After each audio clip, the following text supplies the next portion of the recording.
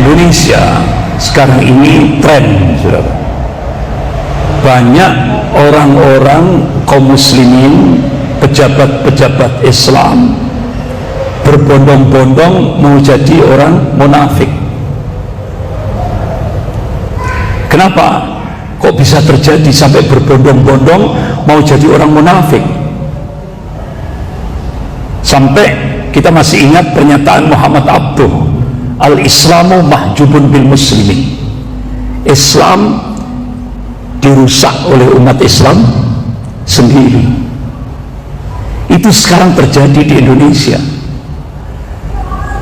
Jadi banyak pejabat-pejabat Islam, orang-orang Islam berbondong-bondong mau jadi munafik. Kenapa kok bisa berbondong-bondong? Karena dibaliknya ada min amplopi bin fulus dan ada iming-iming jabatan. Padahal setelah dia jadi munafik, akhirnya dia digerakkan, ada grand design, dia digerakkan untuk melakukan gerakan Islamofobia.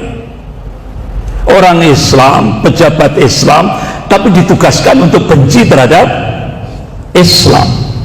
Itu sekarang tren di Indonesia.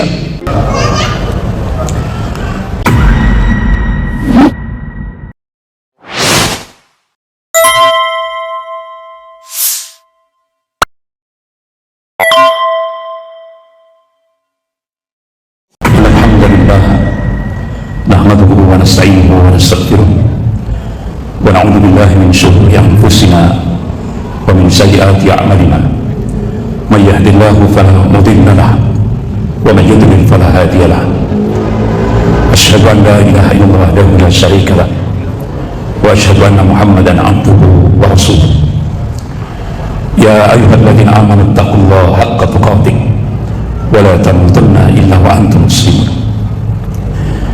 Ya ayyuhan nasu taqu rabbakum alladzi khalaqakum min nafsin wahidah wa khalaqa minha zawjaha wa batha minhuma rijalan katsiran wa nisaa wattaqullaha alladzi tas'aluna bihi wal arham innallaha kana 'alaykum raqiba. Ya ayyuhalladzina amanu taqullaha wa qulu qawlan sadida yuslih lakum a'malakum wa yaghfir lakum dhunubakum wa may yuti'illaha wa rasulahu faqad faza fawzan 'azima. Amma ba'd. Fa inna asdaqal hadits kitabullah wa khairul hadi hadi Muhammadin sallallahu alaihi wasallam wa syarrul umur muhdatsatuha wa kullu muhdatsatin bid'ah wa kullu bid'atin dhalalah wa kullu dhalalatin finnar. Ma'asyiral muslimin rahimakumullah. Puji dan syukur kita panjatkan kehadirat Allah Subhanahu wa taala yang atas rahmat, taufik serta hidayahnya kita masih diberikan nikmatul iman wal Islam. Semoga Allah Subhanahu wa taala senantiasa membimbing kita ke jalan yang lurus, yaitu jalan Shiratal Mustaqim. Dan semoga Allah Subhanahu wa taala senantiasa memberkahi dan merahmati kehidupan kita sampai kita menghadap kehadirat Allah penuh dengan ridho dan ampunannya. Amin ya rabbal alamin. Salawat serta salam semoga tetap tercurahkan pada Rasulullah sallallahu alaihi wasallam beserta keluarga, para sahabat dan pengikutnya yang senantiasa istiqomah dalam memperjuangkan syariahnya, dalam menegakkan sunnah-sunnahnya sebagaimana pemahaman para salafus saleh. Ma'asyiral muslimin rahimakumullah. Kembali malam ini kita membahas tentang masalah ummah, problematika umat kekinian atau kontemporer. Allah Subhanahu wa taala memberikan tanbih kepada kita hamba-hambanya yang amanu wa taqwa. Sebagaimana firman Allah dalam surah An-Nahl ayat 112. Allah berfirman, a'udzubillahi minasyaitonir rajim. Wa daraballahu mathalan qaryatan kanat aminatan mutmainnah ya'tiha rizquha raghadan min kulli makan fakafarat bi an'amillah fa'adaqaha libasyal ju' wal khauf bima kanu yasna'un. Wa daraballahu mathalan qaryatan kanat aminatan mutmainnah ya'tiha rizquha ragadan min kulli makan.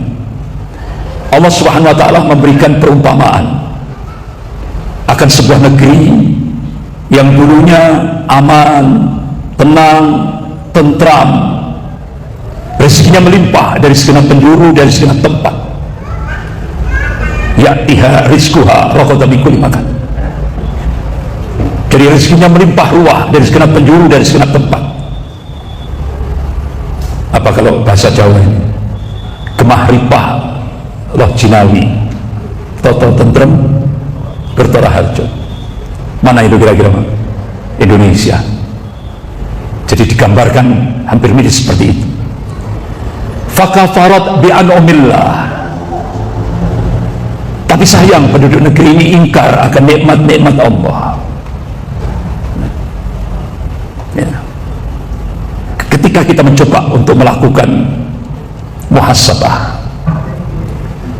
introspeksi dalam kehidupan berbangsa dan bernegara, kalau kita buka primbon pembukaan Undang-Undang Dasar 1945, negara Republik Indonesia berdasarkan ketuhanan yang Maha Esa, religius, agamis. Tapi sayang, sejak 2014 elit negeri ini meminggirkan agama dalam kehidupan berbangsa dan bernegara. Bahkan secara vulgar ziarah ke makam Mustafa Kemal Atatürk. Sementara Presiden Turki ziarah ke makamnya Muhammad Al-Fatih. Bertolak belakang. Mustafa Kemal Atatürk adalah satu-satunya manusia di dunia yang diadab oleh Allah. Bahkan sampai akhir kehidupannya tragis, diadab oleh Allah. Bahkan bumi menolak mayatnya, tertolak oleh bumi, sehingga akhirnya pemerintah Turki datangkan batuan onik yang besar, digergaji batuan onik itu, mayatnya dimasukkan di batuan onik itu, sehingga ketika pemimpin kita ziarah ke Mustafa Kemal Atatürk itu kan agak tinggi, karena dia tidak menempel ke tanah, karena tanah menolak, dan itu nyata Pak, bukan fiktif. Begitu dimasukkan ke tanah, tanah menolak, diadab oleh Allah Subhanahu wa taala. Karena Mustafa Kemal Atatürk itu penghancur ad-dinullah, ad-dinul Islam. Zalimnya sudah luar biasa. Nah, itu. Bahkan sampai sekarang kalau masuk itu, padahal sudah ada parfum itu parfum original, nggak bisa, tetap bau. Itu. Allah tunjukkan kekuasaannya. Nah, itu. Nah, itu yang mau dicontoh oleh elit negeri kita, mau menjadikan kehidupan sekuler. Kenapa itu bisa terjadi? Karena Indonesia berubah kiblat ke Cina. Otomatis tidak ada istilah makan siang gratis. Cina memberikan bantuan hutang ke Indonesia, ada syarat, ada tick and give.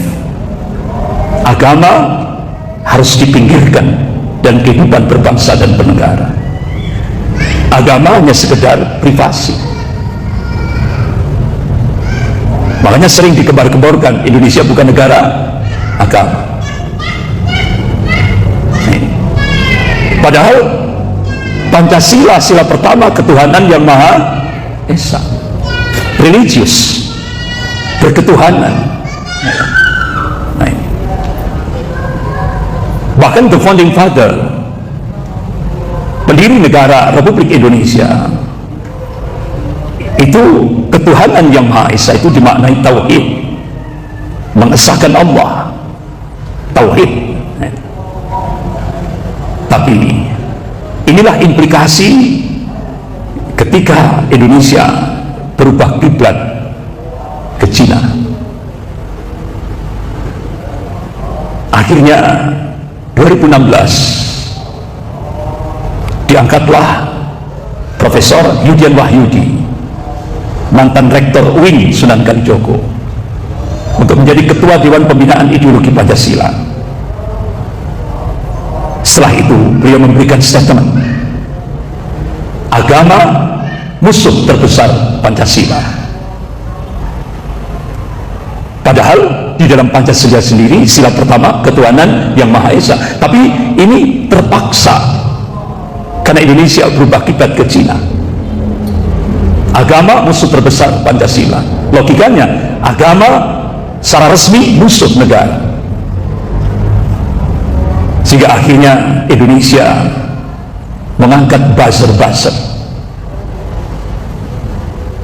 Di antaranya ada Ade Armando, Abu Janda, Denny Siregar, dan lain-lain. Dilindungi oleh negara, digaji oleh negara. Akhirnya Majelis Ulama Indonesia Pusat mengirim surat resmi ke Bareskrim Mabes Polri agar segera menangkap Ade Armando, karena dalam akun Twitternya dia sudah melecehkan Allah, dia melecehkan Rasulullah, dia melecehkan Al-Quran, dia melecehkan Islam. Itu kalau di Brunei Darussalam, Ade Armando itu dihukum mati kalau di Brunei Darussalam. Kalau di Malaysia itu hukumannya 10 tahun penjara kalau melecehkan Allah dan Rasulnya di Malaysia.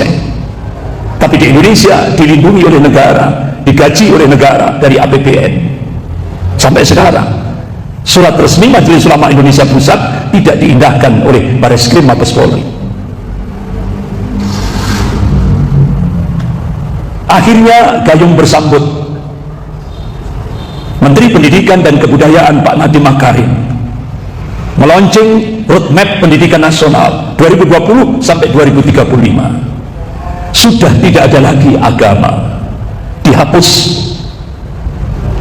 Akhirnya dua ormas besar di Indonesia, Muhammadiyah dan Majelis Ulama Indonesia Pusat, bertanya kepada Mendikbud, Menteri Pendidikan dan Kebudayaan, apakah 15 tahun ke depan generasi Indonesia akan dijadikan generasi ateis, anti Tuhan, anti agama? Tidak ada jawaban. Selang beberapa saat muncul peraturan pemerintah, saya lupa nomornya itu, standar pendidikan nasional, tidak ada lagi mata pelajaran Pancasila dan mata pelajaran bahasa Indonesia.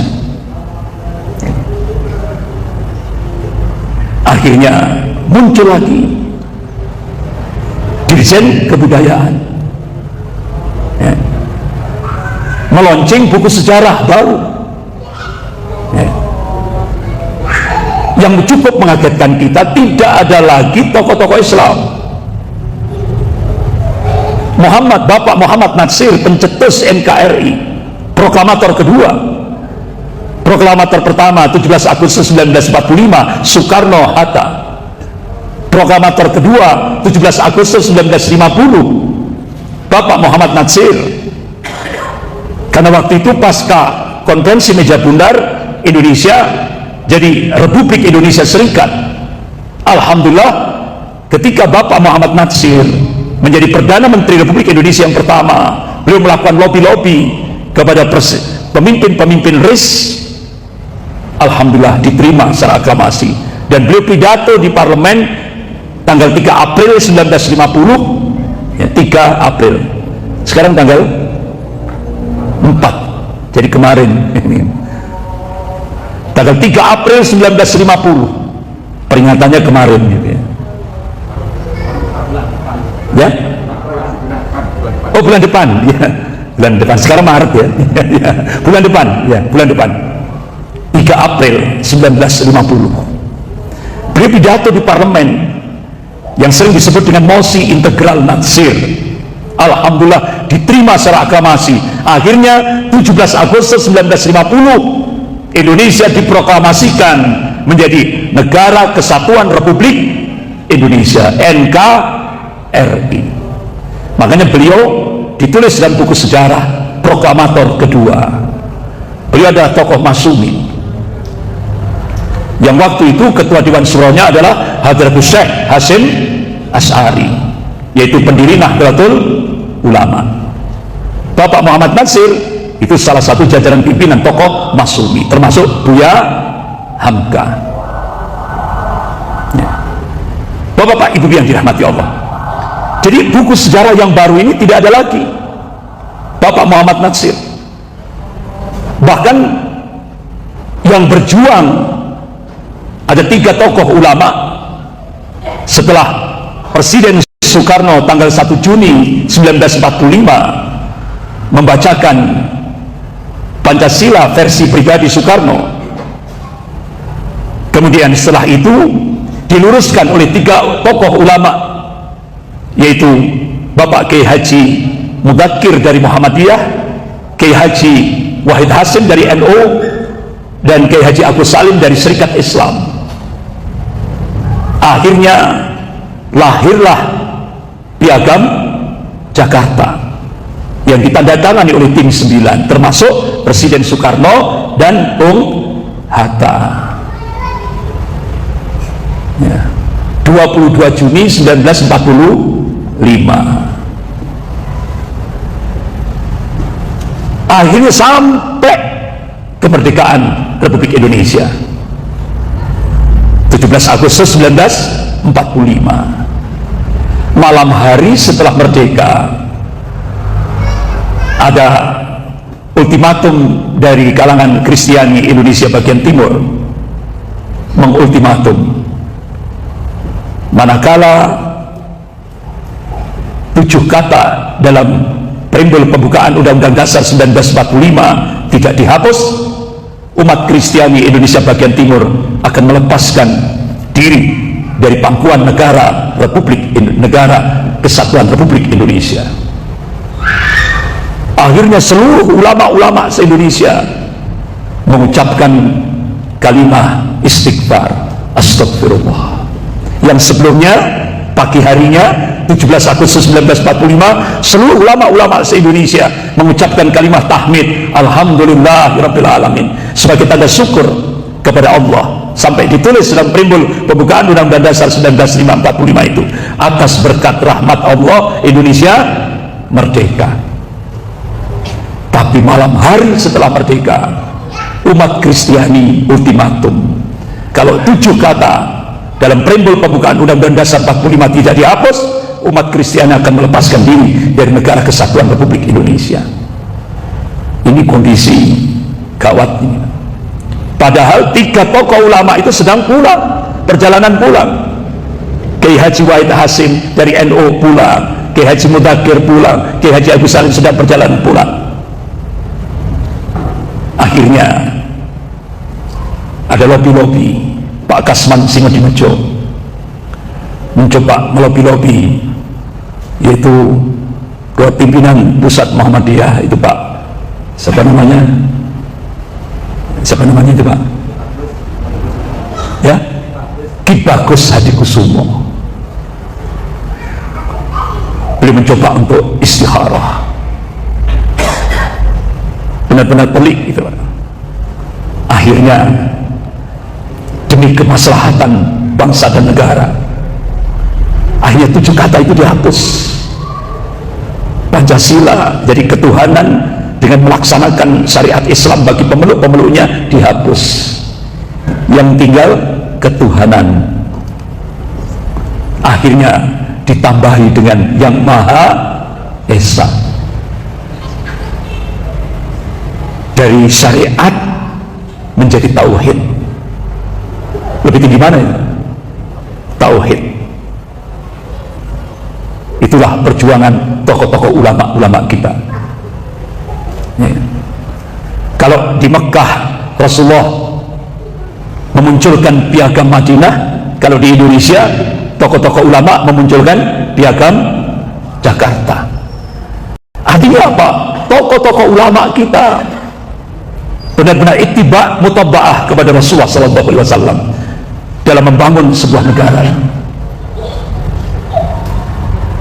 Tapi bapak-bapak, ibu yang dirahmati Allah, lambat laun ternyata sekarang ini perjuangan tokoh-tokoh ulama kita mulai dipinggirkan.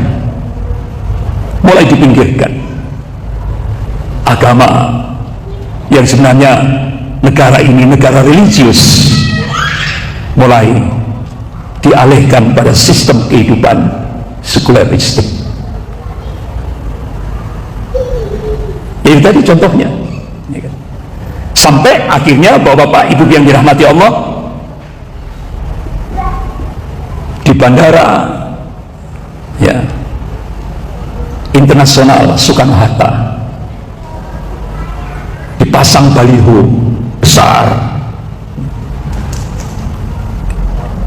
sebelah kanan ada gambar Presiden Soekarno, sebelah kiri ada gambar Wakil Presiden Bung Hatta, kanan kirinya pahlawan-pahlawan Indonesia, tengah bagian bawah Kiai Haji Ahmad Dahlan Allahumma yarham, kemudian Hadratus Syekh Hasyim Asy'ari rahimahullah. Tapi di bawahnya kita cukup kaget, ada gambar Muso dan DNID. Astagfirullah. Padahal dua tokoh ini pemberontak, sekarang dirubah jadi pahlawan. Muso dan DNID. Muso mendeklarasikan Republik Uni Soviet Madiun tahun 48. Jadi bapak-bapak ibu yang dirahmati Allah, sampai Profesor Salim Said, guru besar ilmu politik dan militer Universitas Indonesia, di video pendeknya memberikan statement, sekarang kader-kader komunis yang duduk di pemerintahan dan kader-kader komunis yang duduk di DPR RI yang jumlahnya 200 lebih, sementara politisi Islam cuma 179. Makanya jangan kaget setiap undang-undang muncul lolos terus, karena mereka kader-kader komunis sekarang mayoritas di DPR RI. Yang dijadikan ukuran barometer adalah suara mayoritas, sehingga kalah terus politisi Islam di parlemen, di DPR RI. Nah, itu. Jadi kata Profesor Salim Said, sekarang kader-kader komunis yang duduk di pemerintahan, baik itu wali kota, bupati, ada yang jadi staf, ada yang gubernur, ada yang jadi staf menteri, pada kader Gerwani itu jadi staf menteri sampai 2 periode. Nah, itu sekarang kata Profesor Salim Said melakukan balas dendam kepada umat Islam, ulamanya Islam dan Islamnya dengan menggunakan kekuasaan. Saya kira bapak ibu yang dirahmati Allah, Profesor Salim Said itu kalau memberikan statement itu tidak sembarang statement, pasti beliau punya data, karena beliau guru besar ilmu politik dan militer Universitas Indonesia, bahkan beliau dosennya Angkatan Darat. Nah, ini yang terjadi, sehingga akhirnya terus kita melihat akhirnya tokoh-tokoh ulama di Jakarta, ormas-ormas Islam di Jakarta minta baliho yang ada di Bandara Internasional Soekarno-Hatta segera diturunkan. Alhamdulillah akhirnya baliho itu diturunkan. Muncul lagi pembangunan monumen Laskar Cina Poh Antui di Taman Mini Indonesia Indah. Ini cukup mengagetkan, diresmikan oleh Menteri Dalam Negeri Pak Cahyo Kumolo, disaksikan 9 naga, diantaranya ada Tommy Winata. Selesai Mendagri meresmikan Laskar Cina Poh, monumen Laskar Cina Poh Antui, beliau memberikan pidato dengan peresmian monumen Laskar Cina Poh Antui di Taman Mini Indonesia Indah ini, mengingatkan kembali bahwa nenek moyang kita itu dari Cina. Pak, saya tanya pada bapak-bapak ini yang sepuh-sepuh ini, benar enggak nenek moyang kita Cina, Pak? Saya ambil kaca itu, awak dhewe sawo mateng coklat dan matanya rotok gede, gak sipit, ya kan? Nah ini. Tapi katanya nenek moyang kita itu Cina. Astagfirullah. Bahkan sampai ada tokoh Islam sampai memberikan statement, tidak ada Indonesia kalau tidak ada Cina. Astagfirullah, tambah teman lagi Pak. Akhirnya saya mencoba untuk menelisik jejak digital. Nah, jejak digital itu sadis Pak. Kenapa kok sadis? Tidak bisa dihapus. Akhirnya saya telisik jejak digital. Oh, ternyata beliau memberikan statement seperti itu, tidak ada Indonesia kalau tidak ada Cina. Itu ternyata dapat min amplopi bin fulus dari duta besar Cina untuk Indonesia di Jakarta, 100 juta rupiah hanya untuk ngomong tidak ada Indonesia kalau tidak ada Cina. Akhirnya bapak-bapak, ibu yang dirahmati Allah, budayawan Betawi Pak Ridwan Saidi marah itu monumen yang dibangun di Taman Mini Indonesia Laskar Cina Po Antui kok sekarang dijadikan pahlawan, padahal Laskar Cina Po Antui itu dulu kalau dibuka sejarah dia ini anteknya penjajah Belanda, mata-mata penjajah Belanda.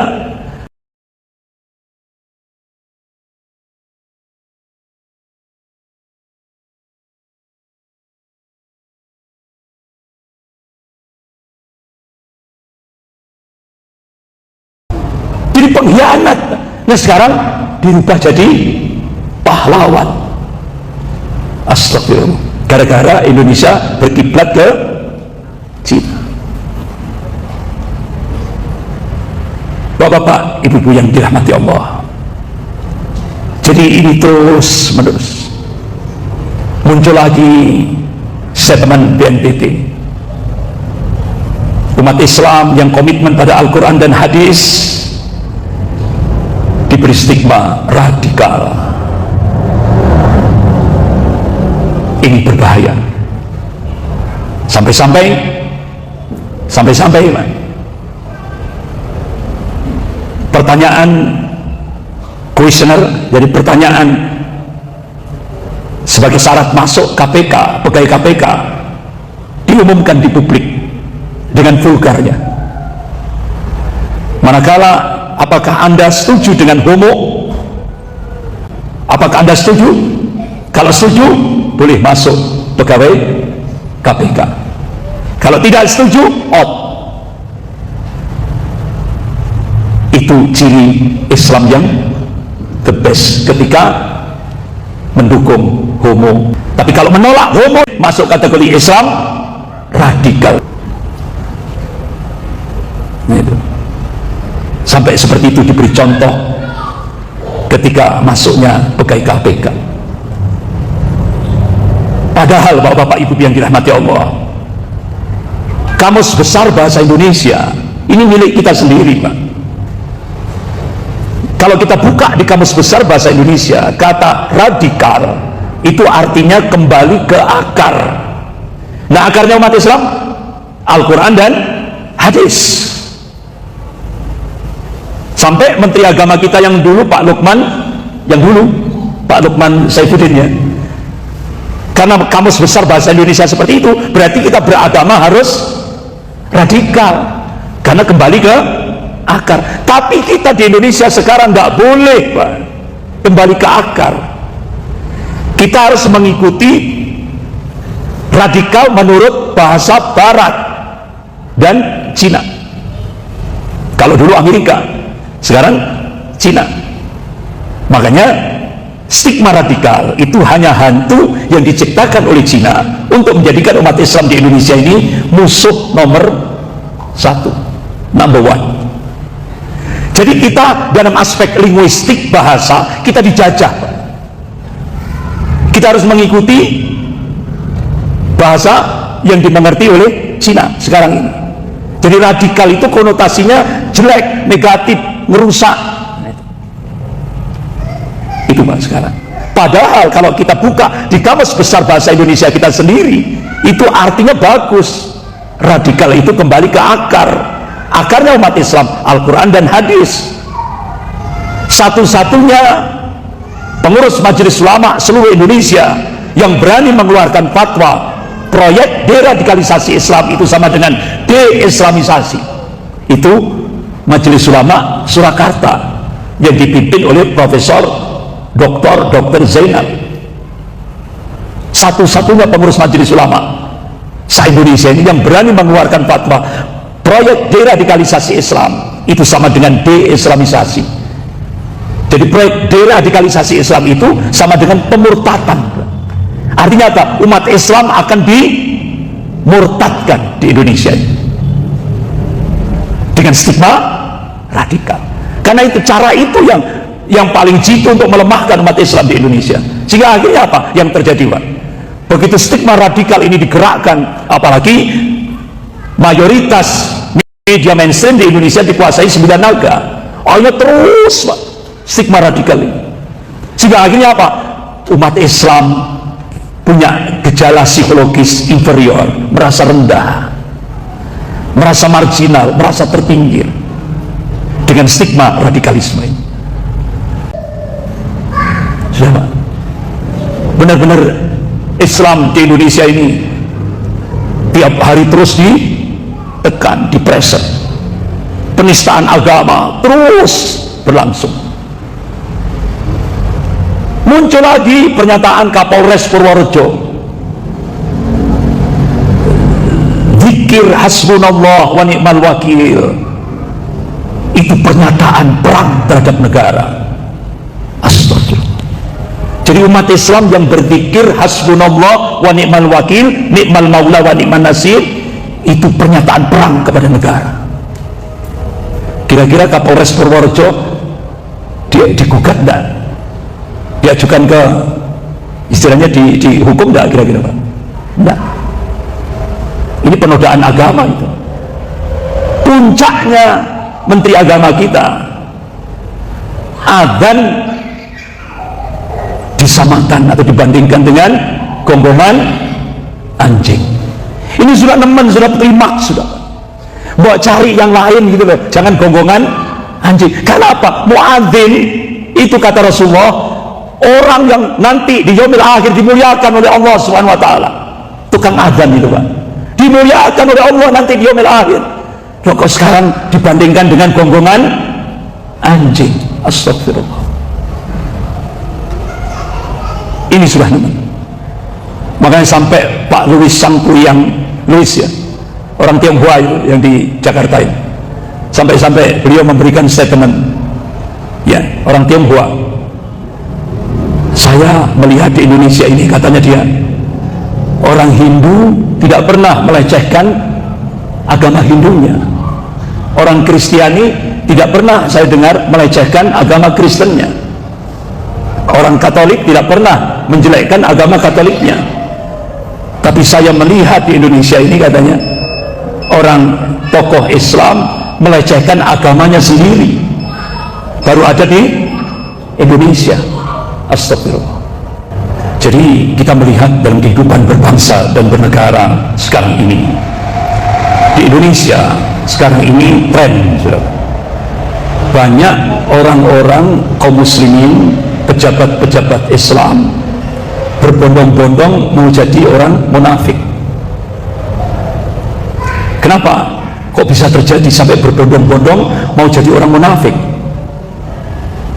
Sampai kita masih ingat pernyataan Muhammad Abduh, al-Islamu mahjubun bil muslimin, Islam dirusak oleh umat Islam sendiri. Itu sekarang terjadi di Indonesia. Jadi banyak pejabat-pejabat Islam, orang-orang Islam berbondong-bondong mau jadi munafik. Kenapa kok bisa berbondong-bondong? Karena dibaliknya ada min amplopi bin fulus, dan ada iming-iming jabatan. Padahal setelah dia jadi munafik, akhirnya dia digerakkan, ada grand design, dia digerakkan untuk melakukan gerakan Islamofobia. Orang Islam, pejabat Islam, tapi ditugaskan untuk benci terhadap Islam. Itu sekarang tren di Indonesia. Padahal dalam surah An-Nisa ayat 145 Allah tegaskan, a'udzubillahi minasyaitonir rajim, innal munafiqin fi darkil asfali minan nar. Sesungguhnya orang munafik itu nanti di neraka diletakkan di dasarnya neraka, di keraknya neraka. Itu. Bahkan saya punya data. Dulu pernah di beberapa masjid di Malang Raya ini saya tayangkan slide-nya, tapi geger. Saya punya data dan itu bisa diakses di webnya The Asia Foundation dan The Ford Foundation. Jadi ada 30 organisasi Islam yang dijadikan garda terdepan untuk menghancurkan Islam dari dalam. Ini kan munafik, sudah. Lengkap, Pak. Saya punya data itu, nama organisasinya, nama tokohnya, alamatnya, dan berapa US dollar dia terima. Itu proyek yang sempat diungkap oleh Victor Merciti, salah seorang deputi CIA, Dinas Intelijen Rahasia Amerika Serikat, CIA. Dan itu pusatnya di Jalan Aditya Warman, Jakarta. Jadi dia membeli beberapa organisasi Islam, 30, itu dijadikan garda terdepan untuk menghancurkan Islam dari dalam.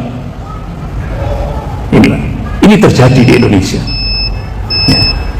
Sehingga akhirnya bapak-bapak, ibu yang dirahmati Allah, kalau kita lihat akar masalah kehidupan berbangsa dan sekarang ini, kehidupan berbangsa dan bernegara sekarang ini, akar masalahnya yaitu ketika agama dipinggirkan dalam kehidupan berbangsa dan bernegara, sehingga sistem kehidupan sekuler benar-benar merata di Indonesia. Kita bisa melihat potretnya, tata sosialnya individualistik, budayanya hedonistik, masa bodoh terhadap aturan syara.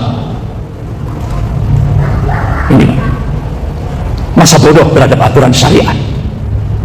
Nah, pendidikannya materialistik. Ya.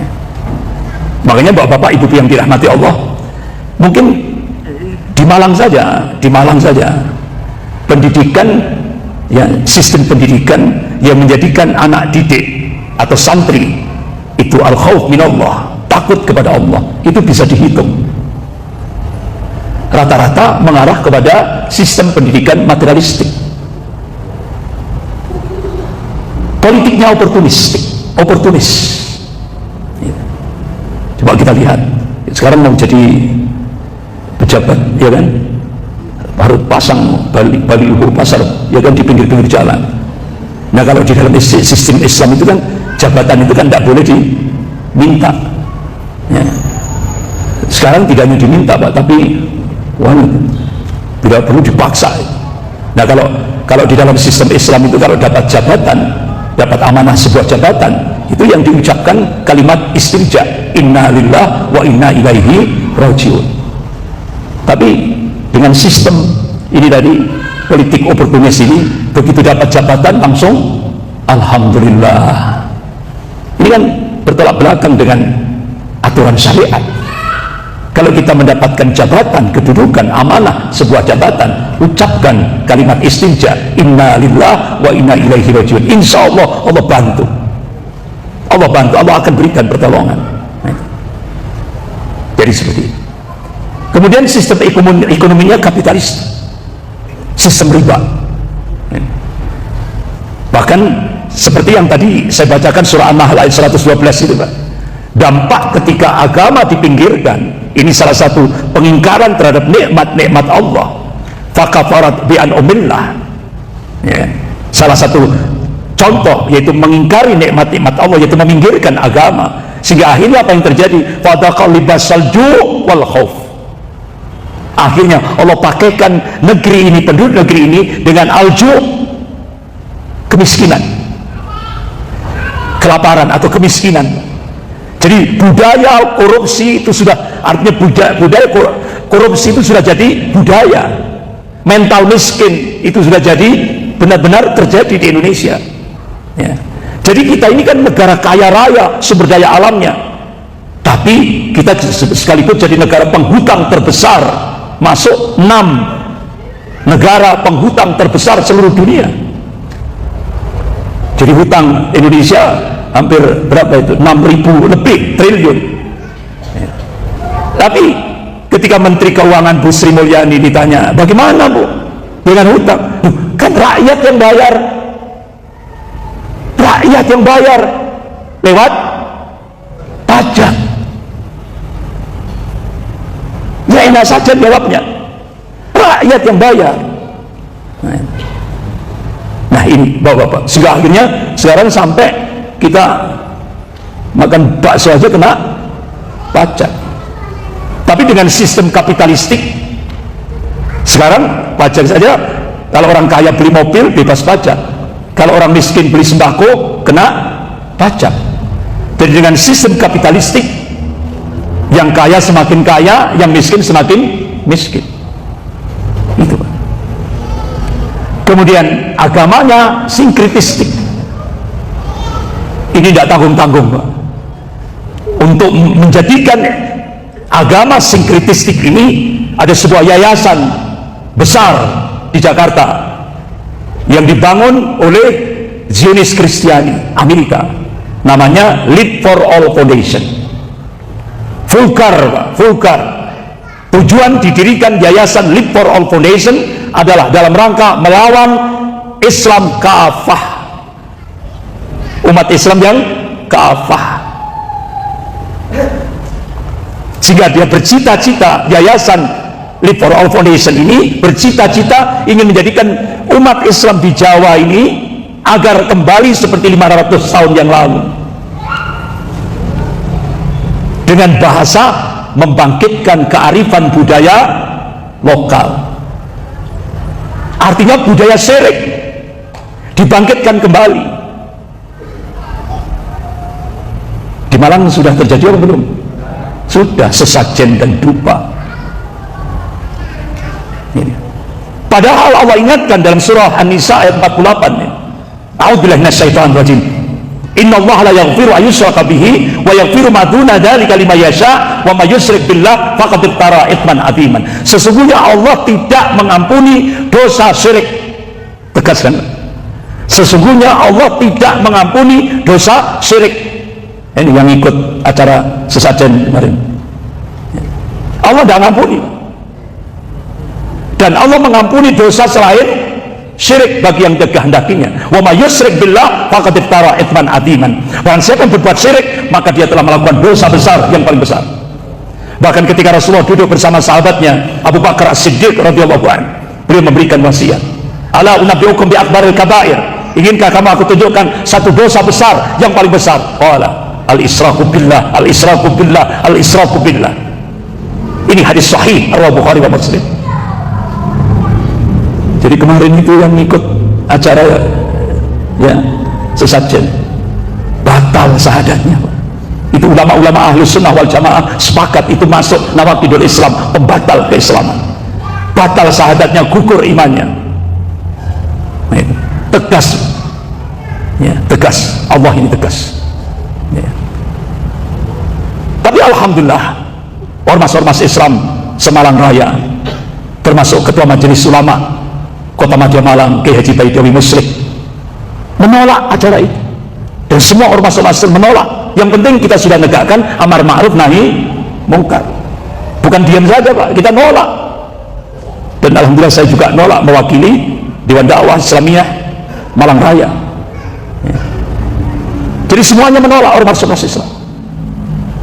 Yang penting kita menunjukkan, menegakkan amar ma'ruf nahi mungkar. Karena apa? Yang ditakuti oleh ulama-ulama di Malang ini, itu satu hadis yang diingatkan oleh Rasulullah. Innallaha qala Rasulullah sallallahu alaihi wasallam, innallaha yaqulu lakum rubil ma'ruf wa nahuna 'anil munkar. Qabla an la ujibu lakum tas'aluni wa la utikum fi bal ansurukum. Hai manusia, sesungguhnya Allah nyuruh kepadamu, ajak manusia untuk berbuat yang ma'ruf, cegah dari perbuatan yang mungkar. Kemungkaran yang paling mungkar itu adalah berbuat syirik kepada Allah. Seperti yang di acara sajian balik kota ini. Itu kemungkaran paling mungkar ya. Jadi manakala, jadi ada masanya kata Rasulullah, ada masanya di mana kalian berdoa kepada Allah, Allah sudah tidak lagi mendengarkan doa-doa kalian. Di mana kalian mohon pertolongan pada Allah, Allah sudah tidak lagi merespon permohonan kalian. Masa itu, saat itu di mana kalian berdoa kepada Allah, Allah sudah Tuhan tidak lagi mendengarkan doa-doa kalian. Allah tidak merespon permohonan kalian. Itu bukan lantaran kita meninggalkan sholat, bukan lantaran kita meninggalkan puasa, tapi itu bisa terjadi manakala kita diam terhadap kemungkaran yang terjadi di depan mata kita. Makanya Majelis Ulama Kota Madya Malang yang dipimpin oleh Kiai Haji Baidowi Muslim dan ormas-ormas Malang Raya menolak acara itu. Ya kan? Yang penting sudah menunjukkan ada itikat, ada amar ma'ruf nahi munkar. Bapak-bapak, ibu yang dirahmati Allah. Jadi seperti ini. Jadi ternyata pembiayaan terbesar itu dari Lead for All Foundation. Makanya di kota-kota di seluruh Indonesia termasuk di Malang itu membangkitkan kembali kearifan budaya lokal. Itu sudah jadi tren. Ada acara bersih desa, sedekah bumi, larung laut dengan kepala kerto, ya. Nah, budaya-budaya syirik ini mulai ditumbuhkan. Bahkan sampai saya ada seorang ibu di kawasan Jalan Bunga-Bunga itu, Ustaz, itu kita tahu itu acaranya sudah mengarah kepada kesyirikan, tapi kita didatangi Pak RT, didenda Pak, kalau tidak ikut itu acara apa ini bersih desa, didenda 50.000 rupiah. Di Beji itu kalau tidak mengikuti acara bersih desa itu didenda 100.000 rupiah. Nah akhirnya saya jawab gini, ya sudah bayar dendanya aja, akidah selamat gitu. Kan itu kan harus bikin apa, buah dibuat gunung-gunungan, udah nasi dibuat gunung-gunungan, kemudian suruh ngarak di desa, di seluruh desa itu supaya desanya selamat. Ngarak ini nih, padahal yang memberi keselamatan Allah, bukan itu tadi. Astagfirullah. Jadi agamanya sinkretistik. Oleh karena itu bapak-bapak, ibu yang dirahmati, akhirnya apa yang terjadi? Itu tadi Allah sudah mengabarkan kalau sudah agama dipinggirkan dalam kehidupan ini, ya, dipisahkan agama dan kehidupan berbangsa dan bernegara, Allah pakaikan pakaian kemiskinan, wal khauf, masyarakatnya tidak tenang, gersang, takut, tercekap. Nah, kalau dilihat dari akar masalah ini, muncullah krisis kehidupan yang multidimensi di Indonesia. Kemiskinan itu Pak Faisal Basri, guru besar ilmu ekonomi Universitas Indonesia, jadi angka kemiskinan di Indonesia sudah 52%. Ini sudah membahayakan. Angka kemiskinan di Indonesia 52%. Kebodohan, kezaliman, kemerosotan moral, ketidakadilan. Jadi benar-benar ini. Nah, bagaimana solusi yang sangat fundamental? Bagaimana? Apakah kita ini diam? Enggak, karena kita akidahnya Ahlussunnah wal Jamaah, bukan Jabariyah, bukan Qadariyah. Kalau akidah Jabariyah itu kan pasif, Pak. Ya, jadi wis urip koyo wayang bergantung dalam. Ini kan pasif, pesimis. Bukan seperti itu akidah Ahlussunnah wal Jamaah. Dan bukan Qadariyah. Qadariyah itu kan akuisme, jadi tidak mau pertolongan Allah. Ini juga bukan akidah Ahlussunnah. Tapi kalau akidah Ahlussunnah wal Jamaah itu, kita diperintah oleh Allah dalam surah Ar-Ra'd ayat 11 ini, a'udzubillahi minasyaitonir rajim, innallaha la yughayyiru ma biqaumin hatta yughayyiru ma bi anfusihim. Sesungguhnya Allah tidak akan merubah kondisi satu kaum hingga kaum itu merubah apa yang ada pada dirinya sendiri. Ini quantum change, quantum perubahan yang diberikan oleh Allah. Allah tidak akan merubah nasib umat Islam Indonesia kalau umat Islam Indonesia tidak mau berubah. Ayo kita ciptakan sistem kehidupan Islam. Bagaimana teknisnya? Kerjasama, sinergi, masjid, Usratul Islamiyah, keluarga muslim, lembaga pendidikan Islam atau pesantren harus berjalan sinergi. Masjid, Usratul Islamiyah, lembaga pendidikan Islam atau pesantren.